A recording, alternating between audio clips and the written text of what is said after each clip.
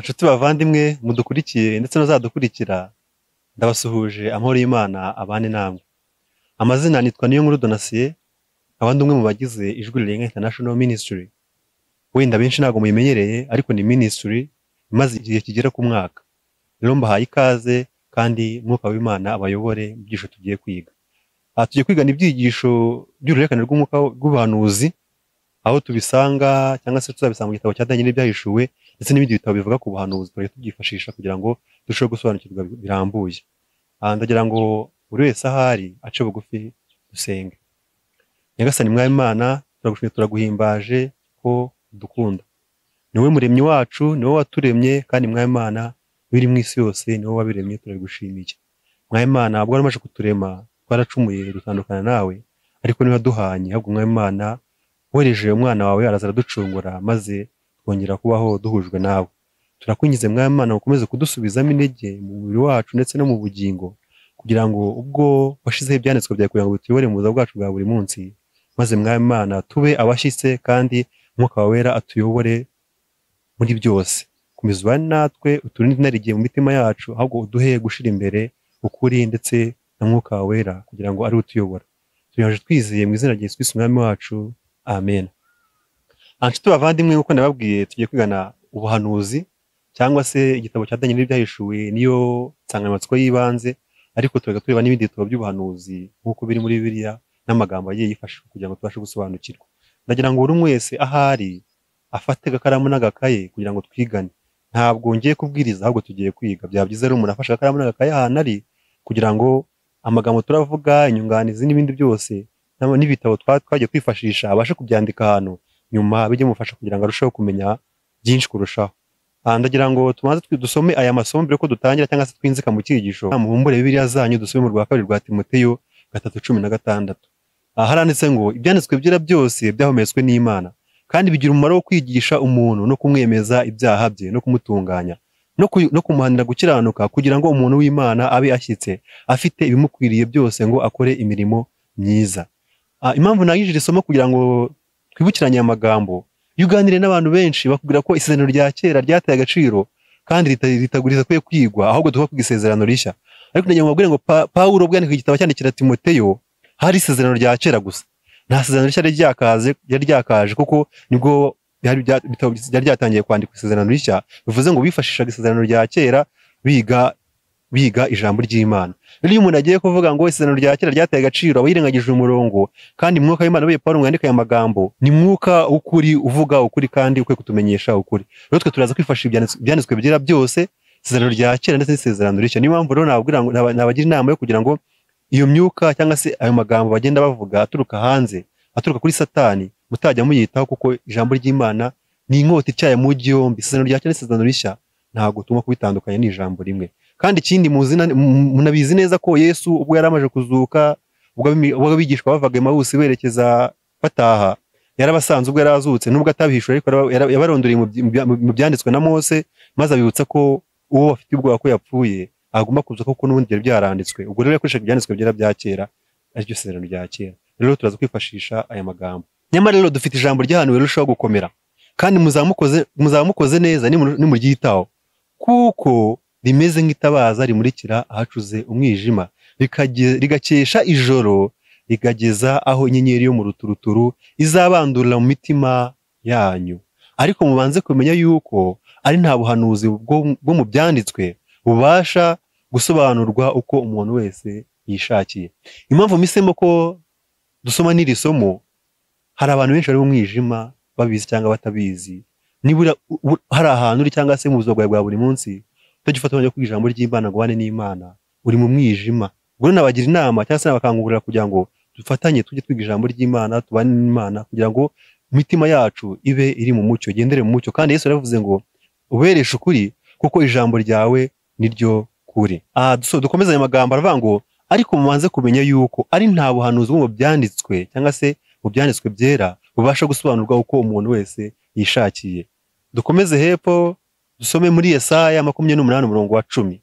Kuko ibye ari ugutoza itegeko rikurikirwa n'irindi tegeko, umurongo ku murongo, aha bikeya na hariya bikeya, abantu benshi bajya gukora amakosa yo kwinterpreta cyangwa se gusobanura ibyanditswe byera bakoresha ubwenge bwabo cyangwa se uko babyumva, ariko umuhanga mu kwiga ijambo ry'Imana cyangwa se nk'uko tubisomye aha ngaha, ntabwo bikwiye ko umuntu asobanura ibyanditswe byera uko yishakiye, ahubwo uba ugomba kwiga ingingo ku ngingo, itegeko ku itegeko, umurongo ku murongo, aha bikeya n'ahariya bikeya, nibwo ubasha gusobanukirwa neza. Ariko hari abantu bagenda bakiga ijambo ry'Imana, yasoma mu gice runaka akumva birakomeye, akajya avuga ngo ibyanditswe byera biravuguruzanya, ngo ntabwo byuzuzanya, ahubwo ngo ibyanditswe byera ngo birakomeye, ngo ntabwo byumvikana. Ariko iyo witonze neza ugasoma itegeko ku itegeko, umurongo ku murongo, hariya bike n'ahariya bike, ubasha gusobanukirwa neza. Ni nayo ngingo turaza gukoresha muri ibyanditswe byera byacu, aho tujya dusoma amagambo tukajya kureba mu kindi gice, mu kindi gitabo, aho byagiye bisobanurwa neza. Mbere yuko dukomeza cyangwa se twinzika mu cyigisho, ndagira ngo mbahe ihumure Bibiliya yatanze. Ibyahishuwe 1:3 haranditse ngo hahirwa usoma amagambo y'ubuhanuzi, hahirwa n'ababyumva bakitondera ibyanditswe muri bwo, kuko igihe kiri bugufi. Aya magambo iyo nyasomye numva afite imbaraga zo kwiga ibyanditswe byera, kubera ko ubuhirwa, nawe nakuriza guhirwa ukajya mu bantu basoma ibyanditswe byera. Kandi andi magambo aravuga mu Byahishuwe 22:7 aravuga ngo 7:12, kandi dore ndaza vuba, hahirwa uwitondera amagambo y'ubuhanuzi bw'igitabo. Ijambo ubuhanuzi, mwibuke ko turi kwiga icyigisho kivuga ku buhanuzi. Nubwo ibyanditswe byera byose bikwiye kwigwa kandi mu buryo bukwiye, ariko twita ku buhanuzi cyane kuko bubasha kuyobora umuntu, bukamuyobora bukamuvana mu mwijima akajyana mu mucyo. Dore ndaza vuba nzanye ingororano, kugira ngo ngororere umuntu wese bikwiriye ibyo yakoze. Ndagira ngo ko twabonye ko ubwo umuntu w'Imana agomba kuri imirimo myiza, akora ibikwiriye, agomba kuba afite package cyangwa se impamba y'ijambo ry'Imana. Rero na Yesu azaza kugorora ya mirimo myiza ikomoka ku ijambo ry'Imana, dukurikije ibyo twagiye dukora n'umucyo dufite. Reka nkuko nababwiye tujye ku gitabo cya Daniel, turi ku gitabo cya Daniel n'ibyahishuwe. Reka tumaze turebe byibuze ibivugwa kuri iki gitabo. Abantu benshi uganiye n'abagura ko igitabo cya Daniel ibyahishuwe ari igitabo gikomeye, kigoye, kirimo amagambo yo gusebanya, kirimo amagambo akomeye, ariko ndagira ngo mbabwize ukuri ko ntabwo tuba twabaye umwanya ngo tubyige. Biroroshye kandi ikindi binanasobanurwa, kuko Imana yerekanaga ubuhanuzi yagendaga busobanura. Ikiza cyo kwiga ibi bitabo byombi ko ari Daniel n'ibyahishuwe n'ubundi buhanuzi bwose, bituma umuntu yongera kwizera, umutima ukagira kwizera gukomeye.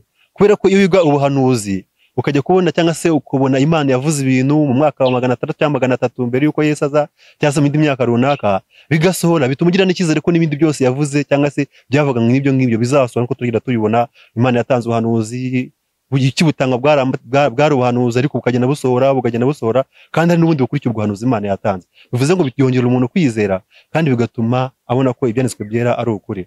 Dukomeze turebe no kuri Daniel, cyangwa se inshamake kuri Daniel. Imana yahisemo kunyuzamo ubu buhanuzi. Se Daniel yari muntu ki? Daniel yabaye hate?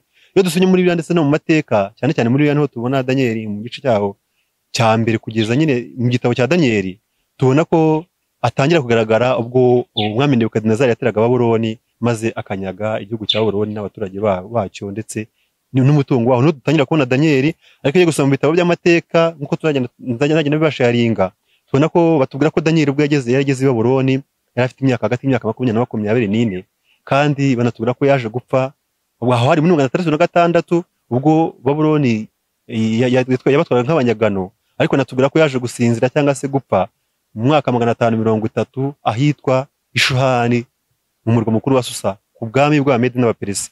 Abatubwira ko yapfuye afite hagati y'imyaka 94 n'imyaka 100. Turebe noneho, dukomeze turebe ni gute Daniel na bagenzi be cyangwa se bageze ibwami. Ese hari icyo ijambo ry'Imana ryabivuzeho, cyangwa se hari icyo Imana yabihishuyeho? Tugiye gusoma mu gitabo cya 2 cy'Abami, aho turaza kureba imyitwarire y'aba basore, ariko ntatinze turaza gusoma mu gitabo cya 2 cy'Abami igice cya 20, duhere ku murongo wa 14 cyangwa se dukomeze aho tubona umwami Ezekiya yararwaye yenda gupfa, maze Imana yohereza umuhanuzi Yesaya ngaze kumubwira ko agomba kuraga kuko agiye gupfa. Maze Yesaya araza asanga umwami Hezekiya yararwaye, aravuga ati raga ibyawe byose kuko ugiye gupfa. Maze Hezekiya abyumvisha ararira cyane atakira Imana, maze Imana isubiza kurira kwe, yamubwira ngo yongere igihe cyo kuba, yamwongereye igihe cyo kuba imyaka 15. Maze umwami abakiza uburwayi gutyo. Maze nkuko tubisoma, umwami muri iyo minsi abakarudayo cyangwa se Babuloni yumvishe ko ibitangaza byabaye umwami Hezekiya yakize, maze baza kubaza umwami uko byagenze, ibitangaza byagenze. Maze umwami kugira ngo abaratira Imana yamukijije n'ibitangaza yamukoreye, abaratira ubutunzi yari afite. Maze abaratira ubutunzi yari afite, Imana byarayibabaje cyane, yohereza umuhanuzi Yesaya nanone ku nshuro ya 2, aramubwira ati ese abaje byagenze bite? Avuga ati naberetse ibyo mfite byose, ubutunzi bwose, intwaro zose nari mfite mu gihugu arazibereka. Aravuga ati rero ibyo byose waberetse n'abazagukomokaho bose bazajya kuba inkoreragahato mu gihugu cy'abanyamahanga cyangwa se muri Babuloni, kubera ko yari yanze kubera Imana igisonga cyiza. Maze ubu nibwo tubona Daniyeli na bagenzi be bisanga ibwami mu gihugu cy'i Babuloni nk'igihano cyaturutse ku kwitwara nabi kwa se ari we Ezekiyeli. Maze Daniyeli yisanga ibwami ku makosa y'ababyeyi be, maze aba umunyagano nk'uko byari byaravuzwe. Tugiye kureba mu gice cyaho cya mbere, Daniyeli igice cyaho cya mbere umurongo wa mbere. Mu mwaka wa gatatu Yehoyakimu umwami w'Abayuda ari ku ngoma, Nebukadinezari umwami w'i Babuloni yateye i Yerusalemu arahagota. Uwiteka Imana amugabiza Yehoyakimu umwami w'Abayuda hamwe n'ibintu bimwe byo mu nzu y'Imana, abijyana mu gihugu cy'Ishinari mu rusengero rw'Imana ye. Aha ni Imana z'ibigirwamana, ntabwo ari Imana. Maze abishira mu nzu y'ububiko bwayo. Nuko umwami ategeka Ashipenasi umutware w'inkone ze kuzana abana b'abasore bamwe bo mu Bisiraheli bo mu muryango w'umwami n'ab'imfura bandi. Aha rero Daniyeli nawe yari mu bana b'ibwami, yari mu bana b'umwami, maze nk'uko ubuhanuzi bwari bwarahanuye ko abana ba Ezekiyeli bazajya kuba inkoreragahato mu gihugu cy'amahanga, Daniyeli yisangayo kubw'amakosa yakozwe na se. Nk'uko twabibonye, Daniyeli yisanzeyo na bagenzi be, ntabwo ari wenyine, cyari igihugu cyose banyaze ubutunzi, banyaga intwaro, banyaga abaturage bajya kuba inkoreragahato, banyaga n'ibikoresho byo mu nzu y'ibwami byakoreshwaga mu nzu y'Imana, byakoreshwaga ubwo babaga bagiye gusenga ndetse no gukora indi mirimo y'Imana nko mu buturo bwera, maze babijyana i Babuloni birabikwa, ibindi bikajya bikoreshwa indi mirimo runaka n'abaturage babinkoreragahato. Nko tugiye kureba abasore bageze ibwami, nk'uko tubona kugira ngo igihugu cya Isiraheli babe abanyagano byaturutse ku makosa y'umwami, ariko ntabwo ari umwami gusa, n'abaturage bari baragomeye Imana, bisha amategeko y'Imana, maze Imana birayirakaza yemera ko bajya kuba abanyagano nk'igihano cyo kutayumvira. Ariko nubwo byabagenze gutyo, abasore bagaragaza ko nubwo igihugu cyabo cyagomeye Imana, bo ntibigeze bagomera Imana, nk'uko tugiye kubona ukuntu bahamije Imana mu gihugu cy'abanyamahanga. Maze ubwo bageze ibwami, umwami Nebukadinezari ategeka Ashipenasi umukuru wari ushinzwe inkone z'ibwami ko bagomba kurya ku ifunguro ry'ibwami kandi bakanywa no kuri vino umwami yagombaga kunywaho. Ariko abasore bitewe n'ukuntu Daniyeli na bagenzi be barasobanukiwe ko igihugu cy'i Babuloni cyari igihugu cy'ibigirwamana, kandi cyari igihugu n'umwami waho yagombaga kuba asenga ibigirwamana. Bivuze ko n'ibyo byari iby'ibwami, ari vino yagombaga kuba yatambiwe ibigirwamana, ari ibyo kurya byagombaga kuba byatanye ibigirwamana. Niyo mpamvu yavuze agambira mu mutima ati ntabwo nziyandurisha ibyo kurya by'umwami. Reka dusome Daniyeli 1 umurongo wa 5, 8, 11 na 12. Handitse ngo nuko umwami abategekera igaburo ry'iminsi yose rivuye ku byo kurya by'umwami n'umusa wa vino umwami yanywagaho, kandi ngo babarere imyaka 3 nishira babone guhagarara imbere y'umwami. Maze Daniyeli agambira mu mutima we kutaziyandurisha ibyo kurya by'umwami cyangwa vino yanywaga, aricyo cyatumye yinginga uwo mutware w'inkone kugira ngo atiyanduza. Nuko Daniyeli ahera ko abwira igisonga cyari cyategetswe n'umutware w'inkone kurera Daniyeli na Hananiya na Meshayeli na Azariya ati mu mwaka 12, ndakwinginze gerageza abagaragu bawe iminsi 10 baduhe ibishyimbo abe ari byo turya n'amazi yo kunywa. Nuko abasore banga gutatira amahame yabo, kuko bari bazi neza ko byanze bikunze ntabwo ari bateka ibwami, bagomba kuba harimo mu byo kurya by'ibwami, bagomba kuba harimo ibizira, bagomba kuba harimo ibiryo byanduye, bagomba kuba harimo vino. Maze barabyanga, banga kwiyandusha ibyo kurya by'umwami, maze basaba ko babihera ibishyimbo. Wenda abantu benshi bakunda ko umuntu yatungwa n'ibishyimbo akabaho, cyangwa se yatungwa n'amazi akabaho, ariko ndagira ngo bamenyeshe ko ni gusemura byakozwe nabi. Ntabwo byari ibishyimbo. Bibiliya y'Icyongereza ariyo ikomoka y'Ikinyarwanda bakoresheje ijambo pulse. Pulse ntabwo bivuze ngo ni ibishyimbo, ahubwo bivuze ibinyamisogwe. Ibintu byose bikomoka ku bisogwe, harimo nka soya, harimo nk'amajeri, harimo ibintu byose bishobora gukomoka mu misogwe nibyo bakoresheje. Muri Bibiliya y'umwimerere y'Igiheburayo bakoresha ijambo Zelohim, rifitanye isano n'ijambo ryakoreshejwe mu Itangiriro 1:29, ubwo Imana yategekaga ifunguro cyangwa se yategekeraga Adamu na Eva kurambira bacu bagomba kurya, bakoresheje ijambo Zelohim. Bivuze ngo n'ubundi abasore basobanukiye neza ko nubwo Imana iremye umuntu agacumura, ariko Imana yategetse Adamu na Eva kurya imbuto n'ibikomoka ku mbuto ndetse n'ibindi byose bikomoka mu butaka. Ntabwo yari ko bagomba no kurya n'ibindi byose tubona bituzengurutse, ahubwo nuko yabona ko ari byo bagirira akamaro mu by'umwuka ndetse no mu by'umubiri, maze bategeka kurya ibyo ngibyo. Ari nayo mpamvu nabo basabye ibyo kurya ari byo bigizwe n'imbuto, ibishyimbo n'ibinyampeke bindi byose byabatungira umubiri hatabayeho kwanduza umubiri wabo, kubera ko basobanukiwe neza ko nibafata neza umubiri wabo, nk'uko ijambo ry'Imana rivuga ngo nimuzi yuko imibiri yanyu ari insengero z'Uwiteka. cyangwa se insengero za mwuka, urimbura urusengero rwa mwuka nanjye nzamurimbura. Niyo mpamvu rero abasore nabo bakomeje kuzirikana umugambi w'Imana kuvana akatanga ka mbere Imana ikiri mu muntu, baravuga ati tuzakomeza kurya n'ubundi by'Imana yifuje ko abakurambere bacu barya nubwo bari bacumuye. Maze nabo bahakanira abahagarariye inkoni z'ibwami bamubwira ko batakwiyandurisha ibyo kurya by'umwami ahubwo bagomba kugeragezwa. Ariko ni nako byagenze, babahereje ibyo bishyimbo n'izo mbuto n'ibindi byose n'amazi.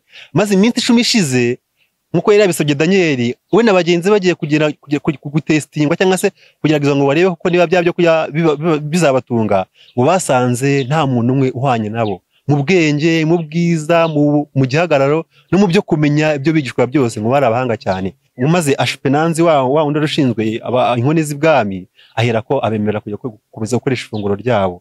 Maze ndagira mabwire ko aya magambo iyo nyasoma numva koko Imana irakora kandi ifite imbaraga, kandi iyi niyo yabaye intandaro yo gutsinda no mu bice byose byakurikiyeho. Naho tubona mu gice cya 3 aho umwami yategetse ko baramya igishushanyo cyari cyakozwe na Nebukadinezari, cya kibumbano.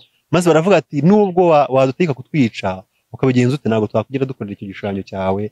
Zari imbaraga zituruka mu kumvira Imana no mu kwizera Imana ndetse no mu kubaha umubiri wabo badashaka ibyo biboneye byose. Ndagira mabwire y'ukuri ko muri igihe tugezemo natwe dukeneye ko nk'uko abo bantu babayeho. Ntabwo dukwiriye kwandura imibiri yacu dushaka ibintu byose tubonye, tugomba kubaha umubiri wacu, kuko iyo umuntu afite umubiri muzima nabwo abasha gutunga ibya mwuka bizima. Igice cya mbere twari kugira ngo turebe abasore se ko twabonye ko ari abantu Imana yishimira, tuzagenda tubibona mu bice bikurikiraho, aho marayika yaza akabwira Daniel ngo Daniel ukunzwe. Yabimubwiye inshuro ebyiri, yari umuntu ukunzwe cyane kubera ko yubahaga Imana, aho kugira ngo atate amategeko y'Imana yahitagamo kubanza yapfa we na bagenzi be. Rero byatumye Imana ibakunda, bitwa abakundwa kandi ari abantu. Namvu nanjye nubwo Kristo ari we cyitegerezo cyanjye, ariko nyuma ya Kristo n'aba basore bafatira cyitegererezo, namwe mujye bafatira cyitegerezo ko n'abasore Imana yabanye nabo. Tukaba tumaje kureba imyitwarire y'aba basore ubwo barageze mu gihugu cy'abanyamahanga. Maze tugiye gukomeza kureba ubuhanuzi. Noneho Imana yifuje kunyuza ubuhanuzi umwami w'i Babuloni Nebukadinezari, maze ishima ko azibagirwa kugira ngo Imana yigaragaze. Iyo dusomye muri Daniel 2 guhera ku murongo wa 1 kugeza ku 12, umwami yarose inzozi, maze inzozi arazibagirwa. Amaje kuzibagirwa atuma abanyabwenge bose b'ibwami ndetse n'abapfumu n'abandi bose bari bitezweho ko bashaka bafite ubwenge runaka ngo baze musobanurira izo nzozi. Maze barahagera, bakimara kuhagera babaza umwami inzozi yarose. Umwami arabasubiza ati inzozi narose ntabwo nzibuka, ahubwo muzimbwire munazinsobanurire. Maze baravuga ati ibyo bintu ntaho bigeze biba ko umuntu yabasha gusobanura ibintu atabwiwe. Maze Nebukadinezari mutera kurakara, ategeka ko abo bantu bose bicwa, abanyabwenge, abapfumu, abakonikoni n'abandi bose bafitanye isano n'abo ngabo bagomba kwicwa, kubw'uko bari bananiwe gusobanura umwami inzozi yarose. Iyo umuntu ageze ahantu yumva ko Nebukadinezari yari umugome cyane kubera ko yasabaga ibintu bidashoboka, nyamara kubera ko yari yarabeshwe kuvana kare kose ko abo bantu bashobora kuba bavugana n'Imana zitagaragara, byatumye arakara yumva ko nakuvana kare kose yabeshwe, maze bituma ategeka ko bicwa. Maze ategeka ko bicwa kubw'ubeshyi bwabo no kutabasha gusobanura inzozi. Daniel nawe yari mu banyabwenge bagomba kwicwa bibwami kubera ko nawe yari mu banyabwenge. Ahera ko asaba umwami umunsi umwe wo kugira ngo abashe kwinginga Imana imuhishurire izo nzozi, maze abone kuza kuzibwira umwami. Nuko Daniel uwo munsi ko arawuhabwa, maze aragenda we na bagenzi be binginga Imana. Daniel n'abagenzi baragenda mu ijoro binginga Imana, maze bigeze mu ijoro hagati Imana ishura Daniel za nzozi. Maze ndiko Daniel kuza kujya kureba umwami kugira musobanurira inzozi yari yarose kandi yari yibagiwe izo arizo. Nuko Daniel ahera ko asanga umwami amubwira inzozi yarose. Tugiye gusoma Daniel igice cya 2 dore ku murongo wa 31 turebe izo nzozi umwami yari yarose atabashaga kwibuka. Nuko Nyagasani wabonye igishushanyo kinini, kandi icyo gishushanyo cyari kinini cyane, kirabagirana cyane, cyari kiguhagaze imbere, kandi ishusho yacyo ikaba yari iteye ubwoba. Nuko icyo gishushanyo umutwe wacyo wari izahabu nziza, kandi igituza cyacyo n'amaboko yacyo byari ifeza, inda n'ibibero byacyo byari imiringa, amaguru yacyo yari ibyuma, n'ibirenge byacyo byari igice cy'ibyuma n'igice cy'ibumba. Dukomeze mu mwaka wa 34 aravuga ngo urabyitegereza ugezaho ibuye ryazi ritarimbuye n'intoki byikubita ku birenge by'icyo gishushanyo cy'ibyuma n'ibumba rirabimenagura 3 nuko icyuma n'ibumba n'umuringa n'ifeza n'izahabu bimenagurikira rimwe, bihinduka nk'umurama waho bahurira muki, bitumurwa n'umuyaga ntibyagira ishyikizo. Maze iryo buye ryakubise igishushanyo rihinduka umusozi munini rirangiza isi yose. Ubuhanuzi umwami yari yarose n'ubu nukomeza gukomeza ico bikurikiyeho uzasoma ko umwami koko yavuze ko ari bwo, maze agategeka ko banahemba abasore kubwo umurimo bakoze ukomeye, kandi anashima cyangwa se aramya Imana yabo, anategeka ko Imana yabo bagomba kuyiramya kubera ko ari Imana y'ukuri. Ariko reka dukomeze turebe ngo ubuhanuzi busobanuye iki. Danieli asobanurira umwami inzozi yari yarose, amubwiye ibyo yarose, ariko biracyari mu rujijo kuko n'ubundi umwami yari yabirose bimutera ubwoba, usibye no kuba atarabyibukaga ntibashaka no kuyamya ngo ni ibiki. Nuko Danieli avuga ngo, cyangwa se abwira umwami ati, nuko izo nizo nzozi kandi turasobanura impamvu zazo aha imbere y'umwami. Nuko wowe nyagasani uri umwami w'abami, kandi Imana yo mu ijuru yaguhaye ubwami n'ubushobozi n'imbaraga, yaguhaye inyamaswa zo mu gasozi n'ibisiga byo mu kirere by'aho abantu baba hose, ibishyira mu kuboko kwawe ngo ubitegeke byose. Nuko nyagasani wa mutwe w'izahabu ni wowe. Atangiye yerekwa ko wa mutwe w'izahabu ushushanya ubwami bwa Babuloni. Dukomeze. Kandi uzakurikirwa n'ubundi bwami budahwanije n'ubwayo gukomera, kandi hazaba ubundi bwami bwa gatatu bw'imiringa butegeke isi yose. Umurongo wa 40, ariko ubwami bwa kane buzakomera nk'icyuma, kuko ibyuma ari byo bimenagura ibintu byose bikabijanjagura, kandi nk'uko ibyuma bimenagura ibintu byose niko n'ubwo bwami buzamenagura bukajanjagura butyo. Umurongo wa 41, kandi nk'uko wabonye ibirenge n'amano ari igice cy'ibumba by'umubumbyi n'igice cy'ibyuma, niko ubwo bwami buzigabanyamo, ariko muri bwo hazaba gukomera nk'ibyuma, nk'uko wabonye ibyuma bivanzwemo n'ibumba. Kandi nk'uko wabonye ibyuma bivanzwemo ibumba, niko bazivanga n'urubyaro rw'abantu, ariko ntibazafatana nk'uko ibyuma bitavanga n'ibumba. Nuko ku ngoma z'abo bami Imana yo mu ijuru izimika ubundi bwami butazarimbuka iteka ryose, kandi ubutware bwabwo ntibuzazungurwa n'irindi shyanga, ahubwo buzamenagura ubwo bwami bwose, kandi buzahoraho iteka ryose. Nk'uko twabonye rya buye ryaturutse hejuru rikamenagura bya birenge na ya maguru, iryo buye rishushanya ubwami bw'Imana. Reka turebe tudatinze, dusomye ubusobanuro Imana yamuhaye. Yavuze ngo umutwe cyangwa se umutwe ni wowe, igituza n'amaboko ni ubwami buzakurikiraho, inda n'ibibero ni ubwami bwa gatatu, amaguru ndetse n'ibirenge by'ibyuma byivanze n'ibumba buzaba ubwami bwa kane. Ese ibi byasohoye bite mu mateka, cyangwa se byaje kugenda bite? Byageze nk'uko Imana yabivuze? Twakabaye twibaza icyo kibazo, nk'uko twabonye ukuntu ubuhanuzi bwari buri gutangwa bw'ubwami, cyangwa se nk'uko Nebukadinezari yashanyaga umutwe ari umwami cyangwa se ari ubwami bwe, bivuze ngo n'ibindi byose byakurikiraga bagomba kuba ubwami buzategeka isi. Nebukadinezari ntabwo ari umwami wa mbere wa Babuloni, yagiye asimbuye se, ariko ubuhanuzi bwatangiriye kuri we. Yayoboye guhera mu mwaka 606 tera abayuda, maze akabagira imbohe cyangwa se imbata mu gihugu cye. Hari mu mwaka 606, kandi wari nawo mwaka we wa mbere ayoboye. Hari no ku mwaka wa gatatu wa Yehoyakimu wa mwami yateye maze akamunyaka akamugira imbohe. Maze tubona Nebukadinezari aho yayoboye ubwo bwami mu gihe kingana n'imyaka 43. Imyaka 43 ishize yasimbuwe n'abandi bami, harimo abahungu be ndetse n'abuzukuru be. Maze hagati ya Nebukadinezari n'umwami wa nyuma wayoboye Babuloni haciyemo abami 4. Umwami wa nyuma wayoboye Babuloni yari umuhungu wa Nebukadinezari ubitaga Belushazari. Belushazari yari umwami w'umunyantege nke nk'uko n'abandi bose, usibye Nebukadinezari wari umurwanyi w'umunyembaraga. Abandi bose bamukurikiye bari abanyantege nke mu bya politiki ndetse byo kurwana, bari abanenganetse nk'ase abantu batazi kuyobora bigenda.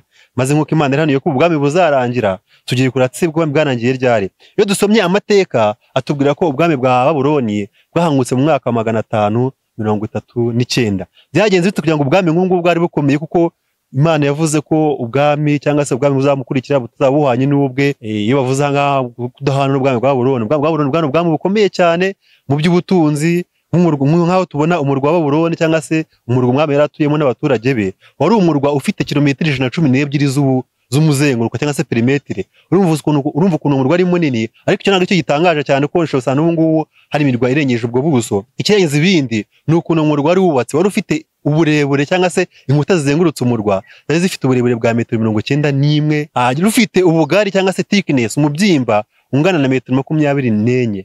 metero 24, abenshi murabizi ibibanza byacu by'ubu ngubu bifite metero 15, ariko urukuta rwubatse rufite metero 24. Abanyamateka bavuze ko usibye wenda ubu iki gihe tugezemo ubu ngubu, ku gihe cyabo nta ntwaro n'imwe yariho yagomba kuba yatora urwo rukuta cyangwa se ubwo bwami bwashwe yaburimbura, nta ntwaro yariho. N'amaboko y'abantu yakoreshwaga ndetse n'ibyuma n'amacumu n'ibindi byose byabasha kuba byatobora urwo ruzitiro cyangwa se uruzitiro rwazengurutse Babuloni. Uwo murwa wari munini cyane, wari ufite ubwiza, banavuga ko wari ufite ubusitani mw'imbere bunini bahingagamo ibyo kurya ndetse n'ahandi hose bahingaga ibibatunga. Bavuze ko abantu bari batuye uwo murwa bashobora kuba bamara umwaka badasohotse uwo murwa kandi bagatungwa n'ibiri muri uwo murwa ibihinzemo, ku buryo babasha kumara umwaka badasohotse mu murwa barya banywa kandi bameze neza. Ariko se twakwibaza gute umurwa nk'uwo nguwo hatari intwaro yarimbura uwo murwa? Wenda n'ikimenyimenyi gate cyangwa se imiryango yinjiraga muri uwo murwa yakingurwa n'abagabo benshi cyane, bari abagabo benshi cyane bakingura uwo murwa, ku buryo umuntu umwe cyangwa se abantu 10 batabasha gukingura gate y'uwo murwa. Byasaba ko abantu baza bakitiranya bakawukingura. Waje gufatwa ute? Waje kuvaho uko byagaragara ko utazarimbuka. Kuro ndetse na Dariyo bayobora Umedi n'Ubuperesi baje kwigira inama yo kujya gutera ubwo bwami, ariko bazi neza ko umutima yabo batabasha gufata ubwo bwami bitewe n'ukuntu babona ukuntu umurwa wari umeze. Bigiriye inama yo kugenda bakayobya uwo murwa rufite uruzi rwa Ufurate ruciyemo hagati rukongera nasohokamo. Bari bati tugiye tukayobya ruriya ruzi tugaca ku ruhande, tukayobya amazi agaca ku ruhande, twabasha kwinjiramo tugafata ubwo bwami. Ariko narasobanukiye neza ko nubwo urwo ruzi rwari rwinjiye mu murwa, n'ubundi za ngota zizengurutse inyuma zazengurutse n'urwo ruzi, za metero 90 niwe twabonye, za metero 20 zose n'umuri urwo bari gukora ko Babuloni yari izi ko bashobora kuyitera bace muri urwo ruzi rwa Ufurate, narwo baruzengurukije rwa rukuta rwa metero 91 ndetse n'ubugari bwa metero 24 kugira ngo tsagira umuntu ubinjirira. Maze bapanga imigambi yabo. Bari bazi neza ko Abanyababuloni bagiraga umunsi umwe bakunda kwishimira intsinzi yabo n'ibyo bagezeho, bakanywa bagasangira. Baravuga ati byanze kuze tubatera kuri uriya munsi, muri uriya mwaka tuzagenda tubashe kubafata, nitubatera kuri uriya munsi bagiraho ibirori tuzagenda tubashe gufata umurwa wabo. Maze kuko uwo munsi ugeze, Belushazari atumaho inshoreke abagore be bose, maze aragenda abasaba ko baza gusangirira hamwe. Baraza, iyo uwo munsi baga bageze, buri muntu wese wari mu murwa agomba kunywa agahabwa akamuko ashoboye akaryo nuko ashoboye. Maze barinezeza, barasambana, bakora ibintu byinshi bitandukanye.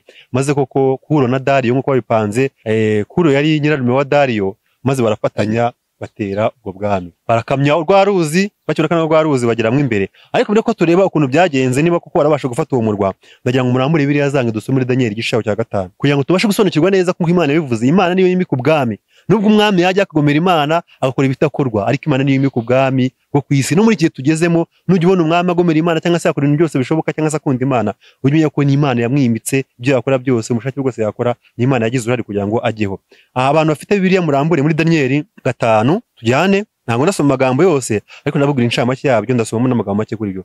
Umwami cyangwa se umwami Belushazari, umuhungu wa Nebukadinezari, kuri uwo munsi ugeze barahuye, baranywa, barasangira, barishima, barinezeza, bakora ibishoboka byose. Ariko bakoze kosa rimwe Imana itabashije kwihanganira.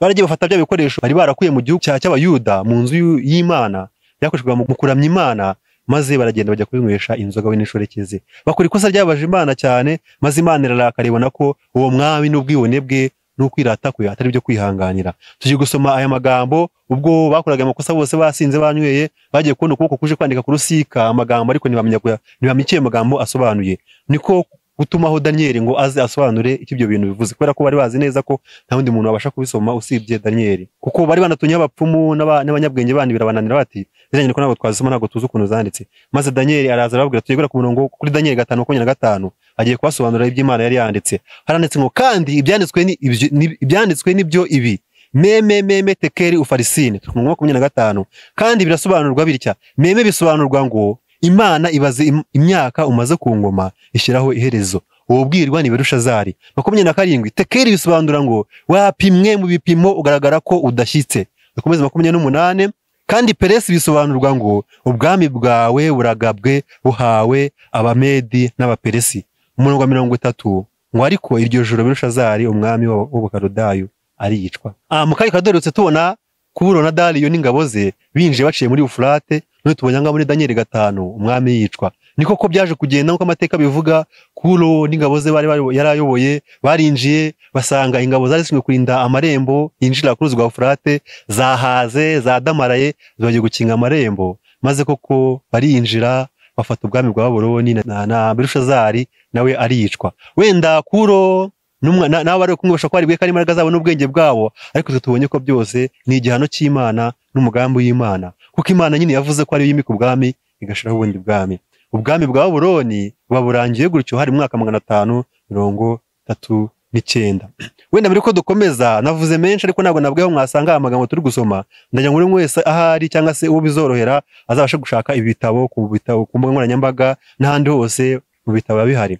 Kw'igitabo cyitwa Ala Campbell Thompson, The Cambridge Ancient History, volume ya 3, page 112. George Lawson, The Seven Great Monarchies of the Ancient of Eastern World, volume yaho ya 2, page 610. Ndetse n'ikindi gitabo cyitwa The Humphrey Prideur, The Old and New Testament Connected in the History of the Jews, volume yaho ya 2, page 37. Hano muzabasha gushaka gusanga aya mateka, cyane cyane icyoroha cyane kubona na amateka y'aba The History of Jews, ushaka kuba mwabibona ukuntu byagiye bigenda n'ibindi byose mwagenda mubona. Nyuma dukomeze no ubwami bwa Babuloni burahangutse, buhanguwe mu mwaka 539, buhanguwe n'Abamedi ndetse n'Abaperesi, aribo Kuro na Dari warafatanyije n'ingabo zabo babakuyeho ubwami. Tugiye gukomeza turebe noneho ubwami bwa ntago tutina kuba ubwami bw'Abamedi n'Abaperesi kuko ari igihe kinini bwamaze, ariko nabo bwabaye ubwami bwirata budamarara nk'uko byagiye biranga abami bose.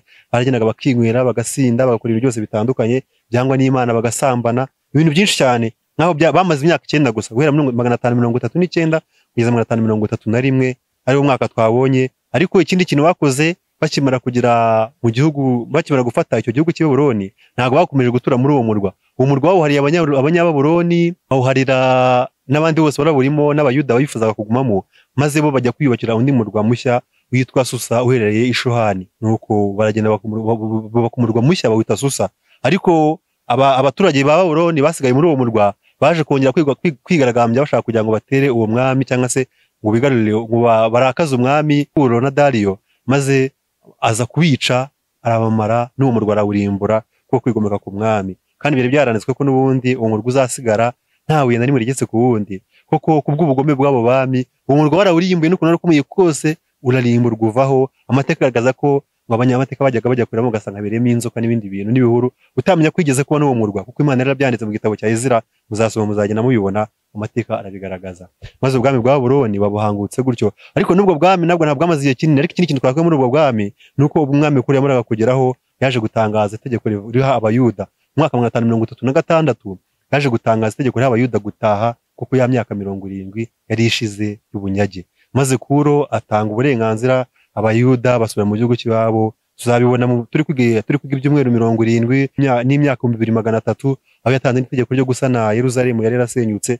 Tuzabyiga mu cyo kurikiraho. Imana idushoboza kandi ndabizi neza Imana izadushoboza. Ubu bwami nabwo ntabwo bwatinze. Mu mwaka 531 ari naho Daniel yapfuye. Tuzi ko Daniel yapfuye mu mwaka 530 kubera ko we yarashaje cyane, ageze mu myaka y'izabukuru, ntabwo yabashije gutahana na bagenzi be cyangwa se n'Abayuda. Yigumiye aho ngaho, bavuga ko yapfiriye Susa muri uwo murwa w'Abamedi n'Abaperesi. Niyo yaje gusinzirira apfirayo kubw'intege nke afite z'umubiri. Ubwami nabwo bwaje guhangurwa.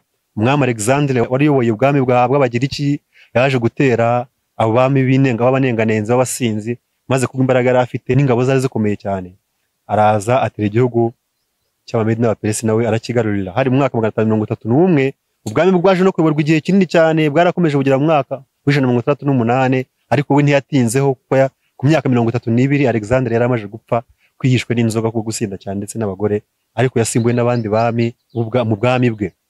Ariko dukomeze no ku bwami bwa 4. Ibi ngibi usibye no kuba twakoresha ubuhanuzi tukareba ukuntu byakurikiranye, ariko n'amateka arabigaragaza. Nabahaye ibitabo muzagenda musoma ku bantu bazabona umwanya. None tugiye kureba ubwami bwa 4, ariko ubwami bwa Roma. Ubwami bwimye cyangwa se bwatangiye kuyobora mu mwaka wa 168 muri ko Kristo avuka. Kadusome muri Daniel 2:40 dukomeze. Ariko ubwami bwa 4 buzakomera nk'icyuma, kuko ibyuma ari byo bimenagura ibintu byose bikabijanagura. Nkuko twayasomye nuko twibutse.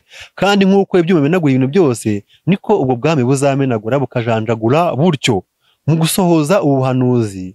Ubwo ubwami bwa Roma bwimaga bwigaruye igice kinini cyane, buraguka babunini cyane, bwageze no muri Afrika. Abantu muzi amateka muzi ko na Egypt yari mu bwami bwa Roma, ibihugu n'Uburayi bwose bari mu bwami bwa Roma, n'ibice bimwe bya Aziya bwari bufite imbaraga bwihuta cyane mu kwigarurira ubundi bwami ndetse n'amahanga. Ariko igitangaje ni ubugome bwakoreshaga cyangwa ubugome bwakoraga. Umwami cyangwa se umwami w'abami emperor aho yabaga ari i Roma akajya kumva ngo umuntu yamurwanije agatanga itegeko yibereye i Roma, wenda ari nko muri umuntu waje muri Egiputa, ntiyagombaga kuraraho, yagombaga guhita yicwa. Urumva rero bwari bufite imbaraga cyane kandi bujanja, no kubyo bijanjagura. Nawe urabizi icyuma kigwe ku kindi kintu kirakijanjagura, niko byari bimeze. Barabutinyaga cyane ko bwari ubwami bukomeye. Ndi kuvuga ngo bwari ubwami, ariko n'ubwo buracyari ubwami bwarimo ko ntabwo bwigeze buhinduka. Wenda tuzareba ko n'ubwagiye buhinduka bukava muri system zikagenda zihinduka, isi yose iracyayoboye n'ubwami bwa Roma, kugeza ubwo n'ubundi bwigaruriye bukagenda bwigarurira hafi isi yose, kuko isi yose n'ubundi iracyari munsi y'ibirenge bya Roma, nkuko turaza kubibona mu buryo Bibiliya yabigaragajemo. Ntabwo turarira mu buryo bw'amateka cyane, ubwo turibana mu buryo Bibiliya yabigaragajemo. Dukomeze noneho ngo ubwo bwami bwaje kwicamo ibice, twabibonye twabisomye, ngo bwaje kwicamo ibice. Nkuko mwabonye amaguru yarafite amaguru, ibirenge ndetse n'amano. Ariya mano rero agaragaza ukuntu ubwami mu mpera, nkuko n'ubundi ikirenge giciyemo ibice uvuye ku kaguru werekeza ku mano, aho ikirenge kijya kurangira n'ugiciyemo ibice, niko no mu bwami mu mpera zabwo cyangwa se mu mpera zabwo arizo tunarimo ubu ngubu bwiciyemo ibice. Ariko n'ubundi nk'uko amano afite inkomoko cyangwa se sosi, ibitunga amano bikomoka n'ubundi mu kuguru, niko n'ubwo bwami nubwo bwatandukanye bufite ahantu buhuriye ku kirenge, nkuko twabibonye aha ngaha. N'ubundi nabwo bufite ikintu kibuhuza,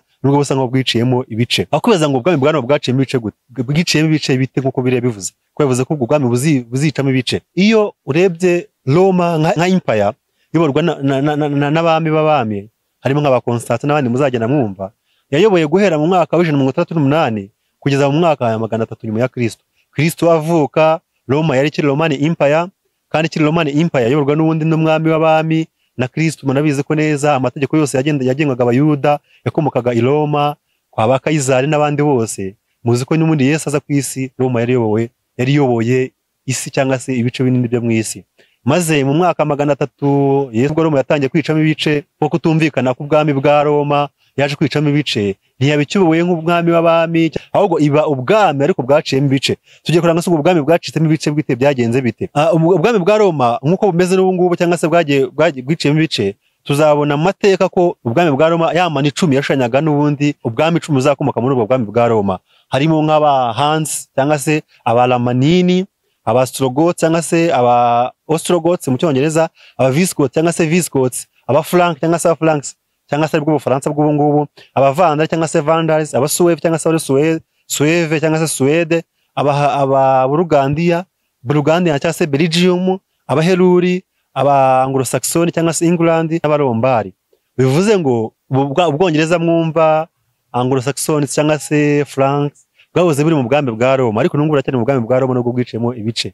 Maze bwaje kwicamo ibice kuko kutumvikana hagati kw'abayobozi barimo no kutumvikana kutumvikana n'umwami n'amategeko y'umwami, maze baza kwigumura ku mategeko y'umwami bakajya bicamo ibice. Birangira Roma nka empire cyangwa se nk'igice kinini cyaragizwe n'ibihugu bitandukanye, giciyemo imigabane itandukanye. Mu mwaka ya 300 kuzamura muri 456. Ndagira ngo ahanga ntago watanze amakuru menshi cyane y'ubu bwami, ariko tugomba kumenya nuko n'ubundi iyo igice gikomeye kikubwira ko ngo Imana yo mu ijuru izimika ubundi bwami. Ahangaha naho turaza gukomeza tubirebe mu mundi mugabane turaza kugeramo w'igice cya 7 cya Daniel, ariko reka tureho bikeya. Ngo nuko ku ngoma z'abo bami Imana yo mu ijuru izimika ubundi bwami butazarimbuka iteka ryose, kandi ubutware bwabwo ntibuzazungurwa n'irindi shyanga, ahubwo buzamenagura ubu bwami bwose kandi buzahoraho iteka ryose. Ubu bwami cyangwa se ubuhanuzi bwo ntabwo burasohora, kimwe nuko n'ubu turaza kubona n'ubundi bwose butarasohora, ariko n'ubundi aho bugeze busohora ubuhanuzi, turegereza ubuhanuzi aho ubwami bw'Imana cyangwa se ubwami bwa Kristo buzaza bugahangura ubu bwami bwose cyangwa se aya maguru ndetse n'ibirenge. Ntabwo nshaka ko tuza gutinda cyane cyangwa se ngo tuza gutinda kuri byinshi, kuko n'ubundi amakuru Imana yaduhaye ahangaha dusa nkaho twayabonye amenshi, ayo Imana yatumenyesheje, ariko ntabwo Imana yabonye ko amakuru yatanze adahagije, yifuza gutanga andi makuru aruseho ahangaha. Aho turaza gusanga mu gice cya 7 noneho turaza kureba ngo aho Daniel yeretswe inzozi z'inyamaswa enye, ariko tuza kubona ko n'ubundi inyamaswa enye zura n'iki gishushanyo cy'izahabu cyangwa se kigizwe n'amabuye y'agaciro atandukanye umwami yari yarose. Ariko reka dusoza, mbere ko dusoza cyangwa se dukomeza ku wundi mugabane, ndagira ngo mbabwire ngo abantu bakunda gusoma inshamake y'ubuhanuzi twayisanga mu gitabo cy'umunyamateka witwa Hippolytus. wari umunyeshuri wa Iranius, wari umwe mu bahanga bane bari bakomeye mu by'iyobokamana mu mwaka w'160 kugeza muri 163 nyuma ya Kristo. Uyu munyeshuri wa Iranius cyangwa se Iranius wari umuntu uzwi cyane mu gusobanura ibintu by'ubuhanuzi ndetse n'ibindi byose. Rero nabwo abazabasha kubona iki gitabo bazabasha kugishaka bagisome, cyitwa ngo Hippolytus Treatise on Christ and Antichrist and the Nicene Fathers volume ya 5 page 210. Abazabasha kubona iki gitabo bazagisoma bazabona amateka yose ukuntu yagiye akurikirana. Ariko ntago turasoza cyakomeje amateka, nuko tugiye kwimura cyangwa se title nigiye guhinduka, ariko turaza kubona ko ibyo tugiye gusoma n'ubundi birahura n'ubundi n'ibyo twabonye. Ndanye ngo tudatinze tujye muri Daniel 7 ufite Bibiliya ajye muri Daniel 7 arambure. Nabasabye ko n'udafite Bibiliya hafi wenda ari kugukurikira nko mu modoka cyangwa se birahandi ahantu yose biraye mu rugo, afata ahantu ajya nota imirongo cyangwa se ibitabo, ajye agenda agenzure aya mateka nasome amenye, kuko turi kureba ibyari byarahanuwe nk'ubuhanuzi byasohoye, kandi twabonye ko bidufasha kumenya koko n'ubundi k'ibyo Imana yavuze bizaba nabyo, bikaba byatuma umuntu agenda mu nzira kuko twabonye ko ijambo ry'Imana itabaza ry'ibirere cyangwa se by'umutima n'intekerezo zacu. Umuntu akaba azi ngo byibuze ngemagaza muri uyu mugabane, cyangwa se umugabane n'uyu waratambutse ariko hasigaye umugabane uyu n'uyu. Niyo mpamvu iyo ubwiye abantu benshi turi mu gihe cy'imperuka barakubwira atari kubundi uri umusazi, ati sogokuru wacu yavugaga gutyo n'abatubanjije bavugaga gutyo, ariko njye ntabwo ndi kugendera muri uwo muryo, ahubwo ndi kugendera mu mujyo wa Bibiliya. Umujyo wa Bibiliya niwo ndi kugenderamo, kuko ntabwo kugendera mu mujyo uwo ari we wese. Bibiliya niri kuduha ishusho, ntabwo turi kugendera ngo wenda ngo babivuze cyane babivuze kera, ahubwo turi kugendera ngo Bibiliya yo ivugaho iki. Kadusome murambure Bibiliya. Daniel 7 umurongo wa mbere. Daniel yerekwa inyamaswa cyangwa se arota inyamaswa enye. Turaza kubona ngo inyamaswa ni iki, enye bivuze iki n'ibindi byose. Ngo mu mwaka wa mbere wo ku ngoma ya Belushazari umwami wa Babuloni, Daniel yarose inzozi maze abona ibyo yeretswe ari ku buriri bwe. Ahera ko yandika ibyo yarose, arobanuramo ingingo zabyo zikomeye. Zo ku murongo wa kabiri, nuko Daniel aravuga ati, mu byo neretswe nijoro nagiye kubona mbona imiyaga ine yo mu ijuru ihubukira ku nyanja nini. Muri iyo nyanja havamo inyamaswa nini enye zidasangiye ubwoko. Yeretswe inyamaswa enye, abona imiyaga, abona inyanja nk'uko tumaje kubisoma. Ariko abantu benshi bumvishe izi mvugo shusho zirabatangaza bakumva ntabwo babisobanukiwe. Ariko nyamara ko twatangiye tuvuga, iyo usomye bike hano bike hariya ubasha kubona ko Bibiliya irisobanura ubwayo. Imiyaga isobanura impagarara, imvururu mu bya politike n'intambara. Kubazabasha kugusoma basome muri Yeremiya 25 3:3. Inyanja cyangwa amazi bishushanya amoko y'abantu n'amahanga n'indimi. Ibyo tuzabibona mu Byahishuwe 17 umurongo wa 15. Ubusobanuro bw'izi nyamaswa enye Daniel yabweretswe cyangwa se yabuhawe muri Daniel 7:17, aho inyamaswa bivuze ubwami butegeka isi. Ubwo bivuze ngo izi nyamaswa enye n'ubundi zishushanya ubwami bune bugomba gutegeka isi kugeza ubwo Imana izashiraho ingoma yayo. Ngo twanabibonye n'ubundi kandi cya gishushanyo cyaciwemo ibice bine bihagarariwe n'amabuye y'agaciro cyangwa se ubwoko bw'amabuye butandukanye nkuko twabibonye. Ubwo bivuze ngo rero izo nyamaswa enye zifite aho zihuriye cyangwa se zifitanye isano na ya mabuye ane harimo ibyuma, izahabu, imiringa n'ifeza, bifite aho bihuriye n'ubundi n'izi nyamaswa enye. Tugiye kureba tudatinze cyane, ntabwo turirwa tuvuga ngo tugiye kureba byinshi birambuye ko twagiye tubivuga, ahubwo tugiye kureba ni kubera iki Imana yifuje gusubiramo ubuhanuzi bwa kabiri kandi yarabuvuze. Byanze bikunze hari makuru yagombaga gutanga cyangwa se guha ubwoko bwayo atari yatanzwe mu bice byabanje. Katurebe tugiye gusoma ibyo Daniel yeretswe. Tugiye kureba Daniel 7 dore ku murongo wa 4 twatanye dusoma murongo wa mbere tugeze ku wa 3 tugikomeza ku wa 4. Inyamaswa ya mbere yasaga n'intare ifite amababa nk'ay'ikizu. Nyihanga amaso kugeza aho amababa yayo ashikurijwe. Ihagarikwa ku isi, ihagarika amaguru yemye nk'umuntu kandi ihabwa umutima nk'umuntu. Iyo umuntu asomye ibi bintu nawe yumva bikomeye cyane, ariko iyo uza cyane cyangwa asomye ibyanditswe byera nkuko turabisoma cyangwa se ufite umwanya zo gusoma Yeremiya, intare yashushanyaga ubwami bwa Babuloni. Iyo usomye muri Yeremiya igice cyaho cya 50 umurongo 43-44, Yeremiya asobanura ubwami bwa Babuloni nk'intare. No mu byo Daniel yeretswe nk'intare ishushanya ubwami bwa Babuloni n'ubundi. Muri iki gice Yeremiya avuga ko i Babuloni hazatsindwa. Yagaragaje ko ubwami bwa Babuloni yagaragajwe ubwami bwa Babuloni nk'intare. Amababa y'ikizu ntago turabitindaho cyane, ariko Habakuki yatanze ubusobanuro muri Habakuki 1:6 cyangwa se 8 kuba ifite amababa n'ubundi byaragaragajwe no muri iki gice, ariko no twakubaza nuko icyagaragajwe ko ifite amababa nk'ay'ikizu. Amababa nk'ay'ikizu ishanya imbaraga ubwami bwari bufite mu kwigarurira ibihugu ndetse no mu gutera ibihugu no kubirwanya no kubitsinda. Yarihutaga cyane ku buryo yagereranyijwe n'amababa y'ikizu, ariko tubona ngo amababa yaje gucika nkaho gusigana n'umutima nk'uw'umuntu. Abasesenguzi benshi bagaragaje ko gucika kw'amababa nk'ay'ikizu byashushanyaga ko kuvaho ku mwami Nebukadinezari, kuko umwami Nebukadinezari yavaga ku bwami bwa Babuloni yari umunyembaraga umurwanya, ariko yamaraga kuva ku bwami bwahindutse ubwami bw'agasuzuguro ndetse busuzugurwa cyane. Niyo mpamvu kuva rero aya mababa yashanyaga Nebukadinezari nk'umwami ku giti cye bitewe n'imbaraga yari afite. Ubwo rero yamaze kuvaho n'ubundi ubwami bwasigaye bufite umutima nk'umuntu, ari ubunyantege nke, kugeza n'ubwo Abamedi n'Abaperesi babwigaruriye bitabagoye. Tukaba tumaze kubona inyamaswa ya mbere ishushanya Babuloni, tugiye ku inyamaswa ya kabiri ishushanya Abamedi n'Abaperesi. Ngo ndongera mbona indi nyamaswa ya kabiri isa n'idubu yagutse uruhande rumwe, yari itambitse imbavu 3 mu mikaka yayo. Barayibwira bati byuka uconshomere inyama nyinshi. Nk'uko byagaragajwe mu gice cya kabiri twabibonye, ubwami bwa kabiri bwashushanyaga Abamedi n'Abaperesi. N'ubundi n'ahangaha naho bitandukaniye, wenda tugiye kureba inyamaswa ifite ngo urubavu rumwe cyangwa se uruhande rumwe rwegutse, kandi ifite imbavu 3 mu kanwa kayo. Nubwo ubwami bwari ubwami bubiri, ariko ubwami bw'Abaperesi nibwo bwari bukomeye, kandi ni nabwo bwari hejuru ugereranije n'ubwami bw'Abamedi. Bivuze ngo rwa rubavu rwegutse uruhande rumwe rushanya ubwami bw'Abaperesi bwari bukomeye cyane. Imbavu 3 zisobanuye intara 3 Babuloni yari yubakiyeho cyangwa se yari iyoboye, arizo Babuloni, Lidiya na Egiputa, zakandamijwe n'Abamedi n'Abaperesi cyane.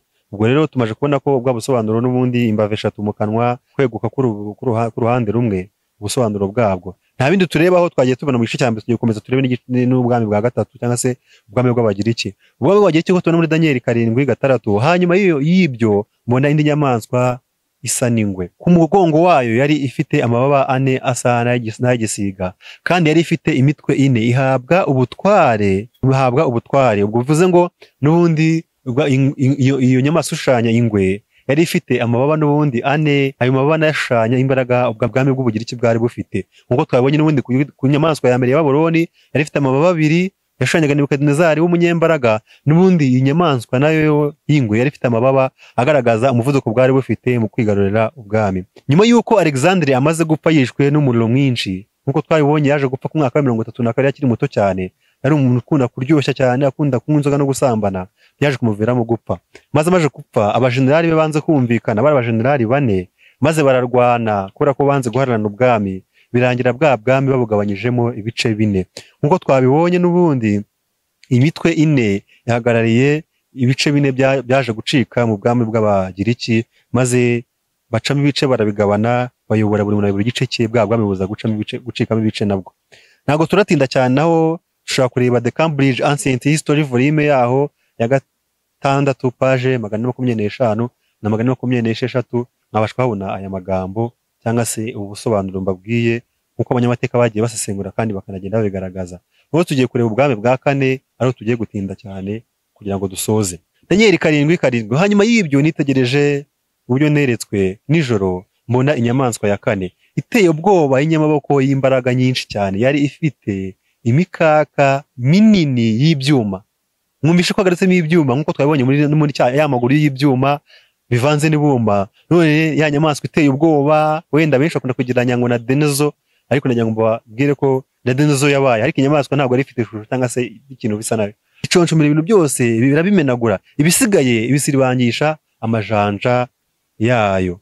Yari ifite itandukaniro n'izindi nyamaswa zose zayibanjirije, kandi yari ifite amahembe 10, amano 10, ibyuma, amaguru y'ibyuma, imikaka y'ibyuma. Ni ibintu bihe cyane, ntago tuma kujya gutandukanya cyangwa se tugende tuvuge ibindi byinshi ngo ni ugufudikiranya ibintu, ariko ntago ari ugufudikiranya, ni ibintu bihe cyane.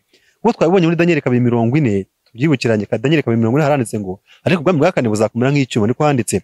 kuko ibyuma ari byo bimenagura ibintu byose, hajemo kumenagura n'ubundi mu bice byose bikabijanjagura, kandi nk'uko ibyuma bimenagura ibintu byose niko ubwo bwami buzamenagura bukajanjagura butyo. Nk'uko twabibonye n'ubundi ubwami bw'abaroma ubwo bwajyagaho bwigaruriye hafi isi yose bukagenda bwica abantu bose batabukurikira cyangwa se batabwumva. Rero nta gitangaje ko n'ubundi bwagereranyijwe n'ibyo bitewe n'imbaraga bwari bufite. Ndagira ngo tutaza gutinda cyane, amakuru menshi twabonye mu gice cya mbere ko none baduhaye menshi arusaho cyane. Reka turebe amakuru Imana yifuje ko tumenya itari yatanze mu gice cyabanje. Ese ni ayahe kuri ubwo bwami? Yisumye Daniel 7 kugeza ku 8 handitse ngo ariko yari ifite itandukano n'izindi nyamaswa zose zayibanjije, kandi yari ifite amahembe 10. Nitegereje ayo mahembe, muri yo hameze irindi hembe ritoya. Haje ihembe rya 11 muri aya mahembe 10. Imbere yaryo hakurwa amahembe 3. Muri yari asanzwe hari amahembe 10, haje irindi hembe rya 11 rihita rikuraho amahembe 3 mu yari asanzwe. Kandi kuri iryo hembe mbonaho amaso asa n'ay'umuntu, n'akanwa kavuga ibikomeye. Daniel 7:19. Mera ko nifuza kumenya amashira y'inyuma y'inyamaswa ya 4 itasaga n'izindi zose.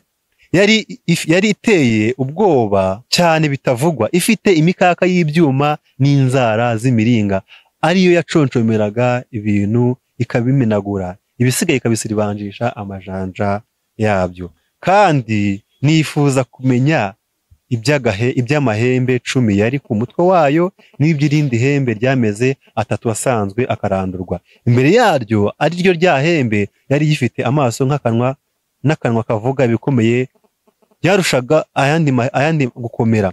Maze wa wundi arambwira ati, iyo nyamaswa ya 4 izaba ubwami bwa 4. Mwabonye ko inyamaswa bivuze ubwami ntabwo tubitindaho, kandi turikoresha yasashije twavuze ko dusoma hano bike tugasoma hari ibindi tugahuza. Bizaconshomera isi yose isiribange buyimenagure. 24.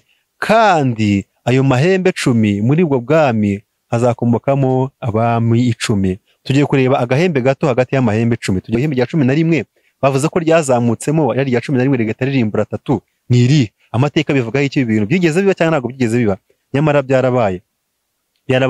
Iyo dusomye cyangwa se iyo dusomye ibitabo by'amateka ko nagiye mbibabwira, mu mwaka wa 476 ubwami bwa Roma bwari bwaracitsemo ibice, ariko Roma yagiraga icyo bita ngo ni Catholic Church, yayoborwaga n'uwo bita ngo ni bishop cyangwa se pope, ari papa ubu ngubu.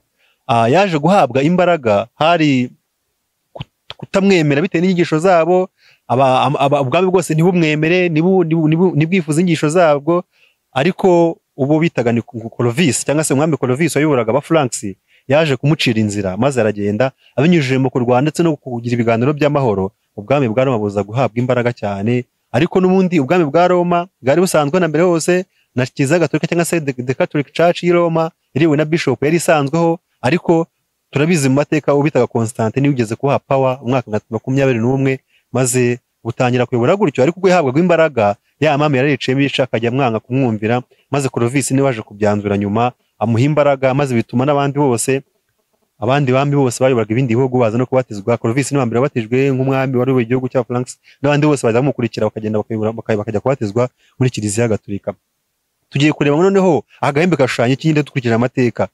Ubwo ubupapa cyangwa se popes yamaraga guhabwa imbaraga mu mwaka 476 no muri 508, Clovis amuhereza imbaraga, ariko bitarakunda neza kugira ngo afate power ku bihugu byose. Yaje kurwanya abantu bose batifuzaga ko yayobora cyangwa se yayobora religion and politics mu buryo bweruye. Maze nibwo yese arwanya ubwami butatu bwahise bukurwaho, abavisikotsi, abaheruri n'abastrogots. Maze aza kubarwanya arabatsinda, maze ko nkuko bw'abahanuzi bwavuzwe ya mahembe 3 abakuweho. Aribo abaheruri mu mwaka 493 nubwo baje gukurwaho barwanyije n'ubupapa. Abastrogothi nabo baje gukurwaho mu mwaka 533, nabo n'abavandari mu mwaka 534. Maze ubu bwami babusibwe ku ikarita burundu, bikozwe na Pope cyangwa se na Kiliziya Gatolika y'i Roma imaze guhabwa imbaraga, aribwo ubupapa. Ubwo bivuze ngo nta gushidikanya rya hembe rya 11 ryazamutse rigakuraho amahembe 3 yari asanzwe.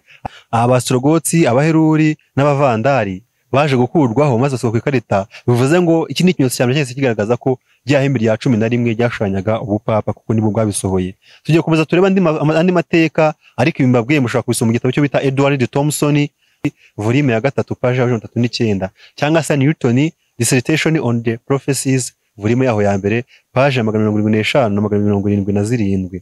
Mushobora kubona ayo mateka mbabwiye yasohoye y'ukuntu ubupapa bwagiye bugakuraho amahame atatu yari asanzwe maze babuje ubuhanuzi bwa Bibiliya nk'uko byagaragajwe muri Daniel. Tugiye kureba noneho ibindi bintu Bibiliya yagaragaje, cyangwa se Bibiliya yagaragaje bizaranga uwo mwami n'ibyo azakora. Ku murongo wa 23, maze wa wundi arambwira ati, inyamaswa ya kane izaba ubwami bwa kane ku isi, kandi buzaba budasa n'ubundi bwami bwose, buzaconshomera isi yose wisiribange wimenagure, kandi ayo mahembe 10 muri bwo bwami hazakomokamo abami 10. Hanyuma y'abo bami hazaza undi mwami, ariko ntazaba asa n'abo ba mbere, kandi azanesha abami 3. 25, n'uzavuga ibyo kugomera isumba byose, kandi azarenganya abera bisumba byose, azigira inama zo guhindura bene amategeko, bizarekerwa mu maboko ye kugeza aho igihe n'ibihe n'igice cy'igihe bizashirira. Aya n'andi makuru baduhaye ashaka kutwereka ubu bwami ubwo aribwo. Igihe n'igice cy'igihe, igihe, ibihe n'igice cy'igihe, byo bivuze iki? Azigira inama zo guhindura bene amategeko, byo bivuze iki? Kandi azarenganya abera bisumba byose, ibyo bivuze iki? Iyo dusomye mu mateka, gusa mbere ko tujya mu mateka ndagira ngo dukurikize iri hame. Iyo usomye muri Ezekiyeli 4:6 haravuga ngo umunsi wose nawo kunganyirije n'umwaka umwe. Bivuze ngo mu buhanuzi, cyangwa se rimwe na rimwe iyo turi hasobanurwa ubuhanuzi, iri hame ririfashishwa kugira ngo barebe koko amakuru Imana yatanze niba koko yuzuza ubuhanuzi Imana yifuza ko abantu bamenya. Iri hame ryarakoreshejwe no muri ubu buhanuzi, aho bafashe umwaka bakawunganya n'umunsi. Rero nufata ibihe cyangwa se igihe kingana n'umwaka umwe, ibihe bingana n'imyaka 2, igice cy'igihe bingana n'ubundi n'amezi 6. Ibi ngibi wenda abanshi ntabwo bamenyeye iyi mvugo, ariko dusomye n'ubundi muri kitabo cya Daniel igice cya 4, ubwo umwami Nebukadinezari yasuzuguraga Imana maze akoherezwa kujya kurisha mu gasozi igihe kingana n'imyaka 7. Ntabwo bakoresha imyaka 7, yamaze imyaka 7 nibyo, ariko bavuga cyangwa se bamubwira, cyangwa se Daniel yamubwira ibyo Imana yamutumyeho, yamubwiye ngo uzamara ibihe 7 urisha nk'inyamaswa mu gasozi. Bivuze n'ubundi igihe kingana n'umwaka, kuko n'ibyo bihe 7 Nebukadinezari yamaze nabyo byamaze n'imyaka 7. Ubwo rero ihame ryakoreshejwe banga basobanura ngo ibihe, igice cy'igihe, igihe, ibihe n'igice cy'igihe bizarekerwa muri ubwo bwami, cyangwa se bizarekerwa ubwami bwa Roma, cyangwa se ubwami bw'ubupapa, bingana bite cyangwa se bimeze bite. Tubonye ko nidufata umwaka umwe ari uvuga igihe, ibihe, imyaka 2, igice cy'igihe, amezi 6 bizangana n'imyaka 3 n'igice. Iyo ufashe imyaka 3 n'igice ugakuba umwaka umwe ugizwe n'iminsi 360, ubona iminsi 1260. Bina ngushaka ko tubitindaho cyane, ariko nabo kugira ngo tutaza kugira urujijo, hariho tukubwira ati none ko tuzi ko umwaka ugira umwaka ugira iminsi 365, binduka 366, ibya 360 byo bijute ntibirica ihame.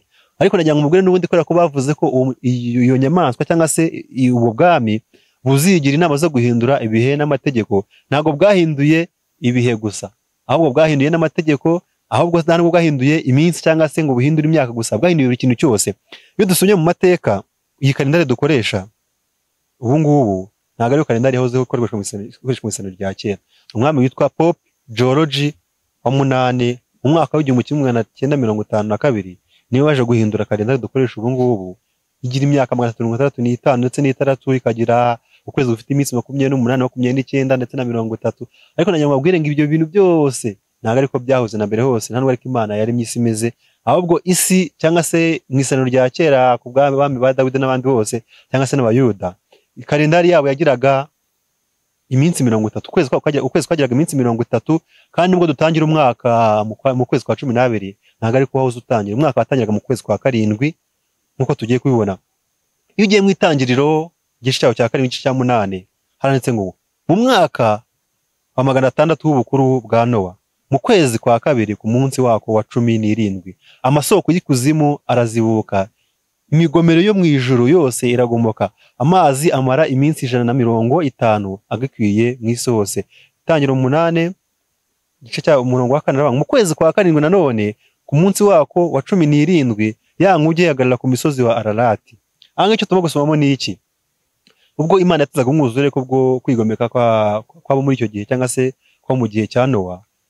Imvura yatangiye kugwa mu kwezi kwa kabiri ku munsi wa 17, ihita mu kwezi kwa karindwi ku munsi wa 17, bivuze ngo harashize amezi 5 kandi banagaragaje ko yari iminsi 150 imvura yamazigwa. Nufata iminsi 150 kugabanya 30, uraza kubona ko ari amezi 5. Bivuze ngo ukwezi kwa Bibiliya kugira iminsi 30. Ibi byose tubona twabonye ko byahinduwe, kubera ko n'ubundi iyo atabasha guhindura n'amategeko ngo yigire iyo nama, ntabwo ari kuyobya abantu nk'uko tsabe n'ukuntu yagiye ayobya abantu mu kuntu yahinduye ibihe, kuntu yahinduye amategeko kugira ngo abantu babashe kubiba bari kumuvumbura. Ariko yahinduye imyaka, ahindura amezi, ahindura n'iminsi ndetse n'amasaha ngo turaza kubibona. Ejo n'ubwo nari kugenda mu modoka mva ku ishuri nderekeza mu rugo, kwa turi mu modoka izi za cyashya bazanye turi gukoresha muri Kigali, izi KBS, maze tugeze saa 12 z'umugoroba, isaha hatajyamo 0:04. Za 0 zijyamo saa 6 z'ijoro zajyemo saa 12. Maze abantu bamwe batangaza ati se n'ukubera iki iyi saha iri kubara mu buryo butari bwo. Maze ubwo twari kwegenda mubwira ati mbabwiza ukuri, iyi saha ni ibara mu buryo bw'ukuri, ahubwo twebwe tubara ibintu tutazi. Ndababaza ngo umuntu uzi Igiswahili muri mwe ninde? Saa moya bivuze iki? Saa moya bivuze isaha imwe. Nyamara tugeze saa moya za nimugoroba, abantu benshi babazi ko tugeze ku isaha ya 7. Ariko iyo ugiye mu Giswahili, saa moya ntabwo bivuze 7, bivuze 1. Bivuze ngo rero iyo dukurikije rya hame rya Bibiliya ry'ukuntu Imana yaremye ngo burira buracya, uwo ni umunsi wa mbere. Bivuze ngo umunsi utangira bwije ukaza gusoza nanone bwije. Bivuze ngo rero n'ubundi abahinduye kalendari bavuze ko umunsi urangira saa 6 z'ijoro, ntabwo ari byo. Hari umunsi w'impongano wakundaga kuba mu kwezi kwa 7 ku munsi wako wa 10. Ibyo n'ubundi Imana yarabategetse ko bagomba kugira umunsi w'impongano ari umunsi wa nyuma uhera mu mpera z'umwaka, cyangwa se umunsi bagomba gushira mu mpera z'umwaka kugira ngo batambwe ibyaha byabo byose bakoze muri uwo mwaka birangire. Umwaka wa Bibiliya urangira mu kwa 7 n'ubundi dutangira undi mwaka mushyashya. Byose barabihinduye. Bivuze ibyo tubona byose ahangaha byarahinduwe. Nyamure koko n'ubundi ya nyamaswa cyangwa se rya hembe rizigira inama yo guhindura n'amategeko. Tubonye ko ibihe barabihinduye mu buryo bw'umwaka, tumaje kubona ko bahinduye ibihe, maze ya myaka 3 n'igice twabonye bagaragaje amateka agaragaza ko umwaka 538 ubwo ubupapa bwari bumaze guhabwa imbaraga, nta nubwo nabo babihakana ko babisabira n'imbabazi, kwano zabasha gufungura igihe, muzabasha kubona ayo makuru papa asaba imbabazi z'ibyo bagenzi bakoze. Umwaka 538 nibwo hatangiye akarengane ku bantu keruye ku mugabane w'Uburayi hose n'ahandi hose bayoboraga, ku bantu batizeraga inyigisho zabo, maze bica abantu basaga miliyoni 50 nk'uko amateka bigaragaza, babiziza kubera ko batizera inyigisho zabo n'amahame yabo. Maze ako karengane kaje kurangira mu mwaka w'798, aribwo ya minsi cyangwa se ya myaka 1600 yari imaze kurangira. Tuzangira tubona cyane, ariko turi gufata incambake kugira ngo dufate ishusho ya nyayo igihe turimo. Bazigira inama yo guhindura ibihe n'amategeko. Iyo tugiye mu kuva tuhasanga amategeko y'Imana 10. Benshi turayazi, ariko hari na benshi bayazi mu buryo butari bwo. Nkanjye namaze imyaka 20 ayo mategeko nyazi mu buryo butari bwo, kuko n'ubundi ninda narigishijwe, ariko namaze iyo myaka yose nza amategeko atariyo, kandi izo Bibiliya zombi nkubwiye zigaragaza amategeko y'ukuri. Kubera ko njyewe iyo amategeko nayigiye muri Gatagisimu ya Kiliziya Gatolika, nize mu kigo cy'Abagatolika Troncome, twigishwa amategeko adakuye muri Bibiliya, ahubwo akoreshwe muri Gatagisimu. Niyo mpamvu rero nkubwira ngo namaze imyaka 20 ntaratanya gusoma Bibiliya yanjye ku giti cyanjye nizera amategeko atarayukuri. Itegeko rya mbere muri Kamisiri ravuga ngo ntukagire izindi mana mu maso yanjye. Ubwo ndaraza kumva bafitanye amagambo, ariko baze kumenya amategeko y'ukuri. Ntukiremere igishushanyo kibajwe. Ni rya kabiri, cyangwa igisa n'ishusho yose iri hejuru mu ijuru, cyangwa hasi ku butaka, cyangwa mu mazi yo hepfo y'ubutaka. Ukabyikubite imbere. Ntukabikorere, kuko Uwiteka Imana yawe ndi Imana ifuha. Muhora abana gukiranirwa kwa base, nkageza kubuzukuruza n'ubuvivi bw'abanyanga.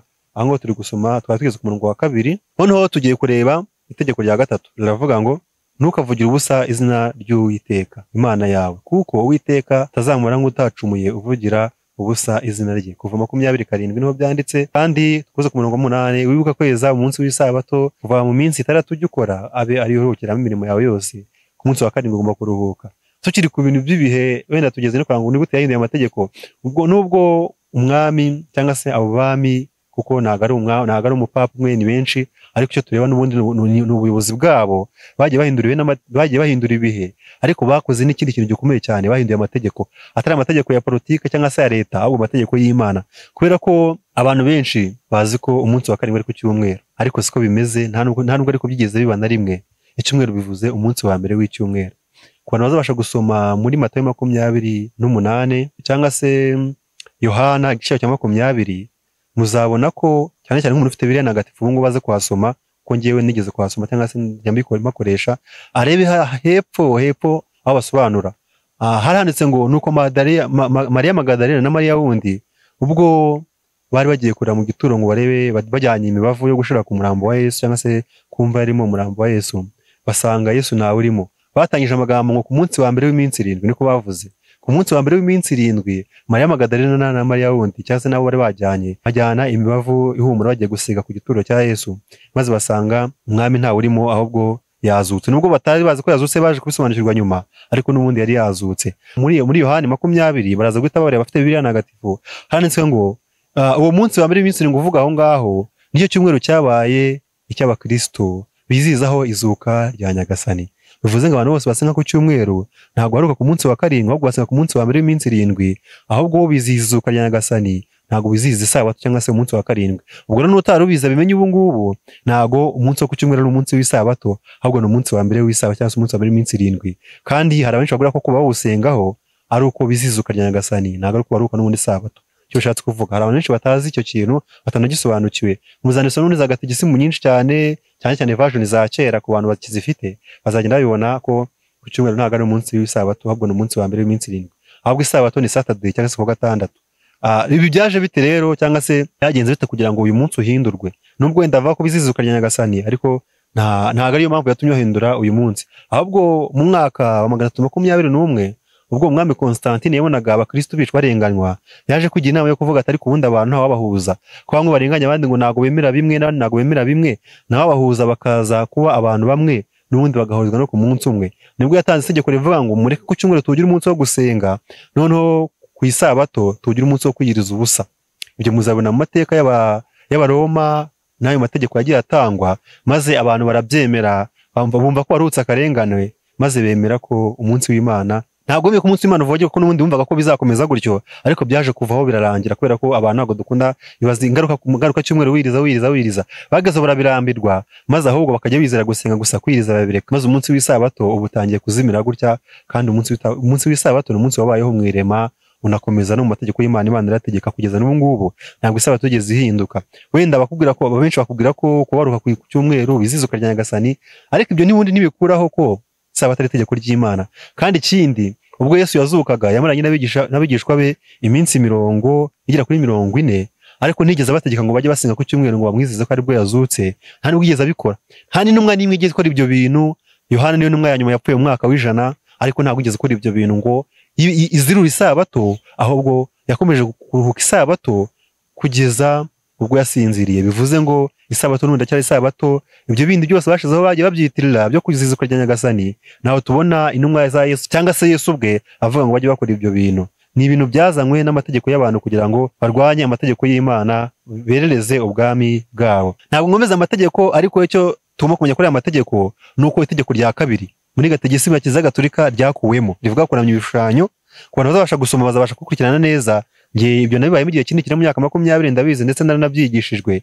Nta itegeko ribuzanye gupfukamira ibishushanyo ririmo, nta naho waribona, barikuyemo. Bamaje kurikuramo irya kane ryo ry'isabato ntabwo barikuyemo, ahubwo barihindura inyito ngo wibuke kweza umunsi w'Imana. Muri Bibiliya ntagatifu harimo kweza umunsi w'isabato, ariko muri gategisimu harimo kweza umunsi w'Imana. Ubwo bivuze ngo ibyo nabyo barabihinduye, nta birimo. Babonye ko baje gukora itegeko rya kabiri, kuko ryo barikuyemo, bageze ku itegeko rya 10 barikuramo amategeko abiri. Itegeko rya 9 riravuga ngo ntugashinje ibinyoma mugenzi wawe, niko itegeko rya 9 rivuga. Ariko nujya muri gategisimu ntabwo kuzasanga hameze, haranditse ngo ntukifuze umugore wa mugenzi wawe. Niko bagize itegeko rya 9, bageze ku rya 10. Bivuze ngo bafashe irya 10 bahinduramo amategeko abiri, kuko itegeko rya 10 riravuga ngo ntukifuze inzu ya mugenzi wawe, ntukifuze umugore wa mugenzi wawe, cyangwa umugaragu wa mugenzi wawe, cyangwa ikintu cyose cya mugenzi wawe. Iyo ryose ryari itegeko rimwe, ariko babonye ko nta kundi kuntu babigenza, barishamo amategeko abiri. Ariko Bibiliya n'ubundi ntagatifu iracyavuga ukuntu ameze, kuko aya ngaya ngusomera amenshi n'umwe cyangwa se nayakuye muri biriya ntagatifu nimwe ari ameze neza, ariko gatigisimu kubera ko ariyo bigishirizamo barabihinduye. kandi abantu benshi ko batajya basoma Bibiliya bigisha gatigisimu niko babizi ko ariko bimeze, ariko gatigisimu ibyo ivuga si ukuri, ahubwo biriya ntagatifu nibwo iby'ukuri. Ubwo rero buri wese azabigenzure abirebe uko bimeze kandi uko Bibiliya bivuze. Ubwo rero icyo mvugiye amagambo, abantu benshi wenda baravuga ngo mukunda kwanda ku mategeko cyangwa se mukunda kwanda ku itegeko ry'isabato. Ndagira ngo mbabwire, ubaye ufite abanyeshuri wigisha, ugasanga abanyeshuri bawe wigisha wenda wigisha indimi Icyongereza n'Igifaransa, ugasanga Igifaransa baragisobanukiwe neza cyane ku rwego rwo hejuru nubwo atari rwo hejuru cyane, ariko Icyongereza bafitemo intege nke cyane, ntabwo wajya kwigisha Ifaransa kurusha Icyongereza, ahubwo Icyongereza nicyo bashiramo imbaraga cyane kugira ngo nacyo babashe kukimenya. Ntabwo ari uko twe andi mategeko tutayemera, ndetse tuzi neza ko n'uwishe itegeko rimwe muri yo aba yacumuye yose, ariko impamvu twigisha isabato kurusha andi mategeko cyangwa se nubwo ariko bamwe babivuga cyangwa se dushira imbaraga cyane, nuko ari itegeko ryazimiye cyane abantu birengagije, kandi ryo rifite agaciro, kandi nko tanya tubibona rifite n'umugabane munini cyane mwiherezo ry'isi cyangwa se mu mateka azarangira mu isi, kubera ko n'itegeko cyane Satani azakomeza kurwanya gushira imbaraga cyane kugira ngo abantu bataruhuka isabato, bitume Imana yifuza ko yashira iherezo ku isi, kubera ko abantu bakomeje kugomera umunsi wayo w'isabato banga kwemera, kuko ni umunsi cyangwa se ni itegeko ririmo kashe cyangwa se riranga nyiri gutanga amategeko. Ubwo rero dukomeje cyangwa se tugana ku musozo nk'uko nari maje kubabwira, ubu bwami bwa Roma cyangwa se ubupapa ari nabwo bukiyoboye ubu ngubu, nubwo abantu batabizi ariko tuzajya tubona uburyo buyoboye n'icyo Imana yabivuze ngo twabibonye, bwigira inama yo guhindura n'amategeko nyine bwabigezeho burabikora, ariko ntabwo Imana yakomeje kubirebera. Niyo mpamvu ndahangaha n'abandi bose bazaza bagaragaza ukuri kwa Bibiliya kugira ngo bagaragaze ko amategeko y'Imana yavogerewe n'ijambo ry'Imana ryavogerewe, kandi ko bigomba gusubira uko byahoze mbere Imana uko yabitegetse. Rero tuzakomeza turebe byinshi cyane mu bice bizaza, tureba byinshi kuri ubu bwami, tureba n'iki Imana yavuze, nk'uko twabibonye Imana yavuze ko nyuma y'ubu bwami hazaza ubundi bwami bwashangana rya buye ritarimbuwe n'umwana w'umuntu, maze rikaza rigahondagura bya birenge ndetse na ya mano by'ibyuma rikabijanjagura. Bivuze ngo n'ubundi ubu bwami bwa Kiliziya Gatolika y'i Roma buriho cyangwa se buri kuyobora isi ubu ngubu ntabwo buzahoraho, nyuma yabwo hazamuka ubwami bw'Imana, kandi butihana ngo bureke kurwanya Imana n'amategeko yabwo, iherezo ryabo rizaba ribi cyane, kuko buzarimburwa burundu buheriheri, kandi kuko niko tuzabona mu byahishuwe ko buzarimbuka, kurimbuka kwa Babuloni cyangwa se kurimbuka kwabwo. Rero icyo nabashishikariza, ntabwo tuma konsideringa cyane ngo dufate ibintu nko kubyiga kugira ngo tumarwe amatsiko cyangwa se tubyiga kugira ngo tumenye amateka cyangwa se tubyiga kugira ngo tumenye izaba, ahubwo tugomba gufata ingamba tukiga tukavugura ibyo tuzi, tukareba kuko tuba twarigishwe ibinyoma, kuko nk'uko mbibabwiye amategeko yarahinduwe, ibihe byarahinduwe, abera bararenganijwe kandi bazongera banarengana nk'uko bizabigaragaza tuzagenda tubibona. Ubwo rero dukeneye kwiga ibyo byose tukabimenya tukabisobanukirwa, kandi tugasaba Imana kugira ngo iduhe umwuka wayo wera atubashishe, atugize kuri byinshi, adufashe gukora kumenya byinshi, kandi usibye no kumenya amategeko gusa ko yahinduwe no kumenya ko ibihe byahinduwe, ibyo gusa ntacyo byadufasha, ahubwo dusaba imbaraga y'umwuka wera yo Kristo yasezeranye ko izabana natwe nagenda, ikatwigisha ibikomeye kandi ikaduha imbaraga, izaduha imbaraga zo gufata imyanzuro mizima yo kureka ubuyobe turimo, yo kureka amategeko y'abantu twiga cyangwa se twigishwa atari ay'Imana, ahubwo tugakurikiza amategeko y'Imana. Nagira ngo mbakumbuze mu cyigisho kizakurikiraho aho tuzarambura byimbitse iby'ubu bwami cyangwa se iby'ubu bwami bw'ubupapa cyangwa se bwa Roma n'ubundi bukiyoboye twabonye, ariko si byo tuziga gusa cyangwa se kuko nabyo twabivuzeho byinshi twabibonye, tuzabasa nko kugira ngo twibukiranye turebe n'ibindi bice tutabonye. Tuzakurikizaho iby'ibyumweru 70, iby'iminsi 2300 cyangwa se 160 twarebyeho, n'ibindi byinshi na Daniel 12 aho Daniel yeretswe ibyo mu minsi y'imperuka, n'ibindi byinshi by'ubuhanuzi abantu benshi bajya basoma kumva ko bikomeye, ariko kuko gufashwa n'Imana kureba ibitabo by'amateka n'ibindi bitabo byose ndetse na Bibiliya bizajya bidufasha gusobanukirwa ibi bintu bisa nkaho bikomeye. Nagira ngo nsoze muvandimwe musaba kugira ngo bivuga ibi bintu utabireba mu isura yanjye, ahubwo usaba Imana umwuka wayo wera abashe kugushoboza kubasha kwiga cyangwa se gusobanukirwa ibi bintu byimbitseho kurusha uko mbizi, ahubwo unarenzeho umenye byinshi cyane, kuko umwuka wera niwe ubasha gusobanura ibidasobanutse. Kandi nagira ngo dusoze twibuka ya magambo twatangiriyeho twabonye mu byahishuwe 1:3, tuzanayageraho ubwo twajya mu gitabo cy'ibyahishuwe avuga ngo hahirwa usoma amagambo y'ubuhanuzi, hahirwa n'abayumva bakitondera ibyanditswemo, kuko igihe kiri bugufi. Kandi dore ndaza vuba, hahirwa witondera amagambo y'ubuhanuzi bw'iki gitabo. dore ndaza vuba nzanye ingororano kugira ngo ngororere umuntu wese ibikwiriye ibyo yakoze. Kandi nta wundi uvuga ibyo ngibyo, ni Kristo watubambiwe kandi waducunguye kugira ngo ibyananiranye mu mitima yacu tubishobozwe nawe, tubifashwemo na Mwuka Wera ndetse n'ijambo ry'Imana. Kandi turizera ko n'ubundi nta kimunanira, kuko handitswe ngo dushobozwa byose na Kristo duha imbaraga.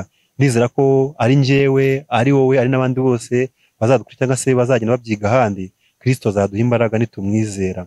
Ndagira ngo uca bugufi aho uri, dusenge Imana kugira ngo izakomeze kubana natwe no mu byigisho by'ubutaha no mu buzima bwacu bwa buri munsi. Duciye bugufi dusenge. Nyagasani Mwami Imana, ndagushimye ndaguhimbaje ko wabanye nanjye. Naje imbere yawe nkwaka imbaraga kugira ngo uze ko imbaraga zo kubasha kuvuga aya magambo yawe. Ntabwo biba byoroshye, Satani aturwanya mu buryo bwinshi cyane kugira ngo tugire ibyo tuvuga, ariko wampaye imbaraga Mwami Imana, nanjye ubwanjye ntatekerezaga ko nabasha gukoresha mvuga aya magambo yawe.